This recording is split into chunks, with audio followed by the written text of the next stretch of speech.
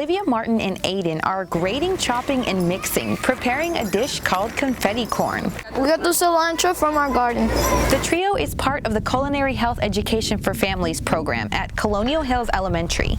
Maybe we can add some more cilantro to your confetti corn mix. The chef program was founded just a few years ago right here in San Antonio. Not only are we telling students what to eat, but we're showing them how to make these delicious foods. Katy Bowen is the Director of Community Outreach. We have partnered with schools in order to really get this program off of the ground and to encourage children and their families to eat healthier, to cook more at home as opposed to going home and sitting in front of the TV or a video game. Everybody's in the kitchen, everybody's helping. Bowen is a registered dietitian and previously worked with school nutrition services right here in NEISD. She says it's important for kids to try foods between 8 and 10 times before they decide if they actually like it. And poblano is a little bit spicy, which tingles my taste buds. Children have probably the strongest taste buds. As we age, our taste buds kind of desensitize. So if you ever, you're around a grandparent, someone who's more elderly, you'll see that they add a lot of salt and other seasonings to food because their food tastes more bland because their taste buds are a little desensitized, whereas children, their taste buds are almost hypersensitized. The corn is super cold. I can really taste the bell peppers,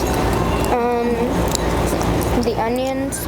Students like 10-year-old Olivia are not only trying new foods but preparing them. My parents or like anyone don't really think of me much as a cook, but I mean, I'm pretty good at it. And every student on campus is involved in the program. We're getting asparagus starting, and this will be cut back and then it'll be bundles coming up. The daughter of an avid gardener, PE coach, and health teacher Terry Pitts says helping kids understand where their food comes from is fundamental. Some kids answer that they think produce comes from HEB. Well, obviously it doesn't. She says she hopes to bring families back to the dinner table. So we're trying to bring that back, where families are sitting down at the table, cooking together and eating together. That's one of the dreams that I want to see. And that's what the passion of that, because I grew up that way. And that's what I'd like our kids to grow up to. Good job. This is a truly garden to table program, and it's outstanding to see the experiences these children have.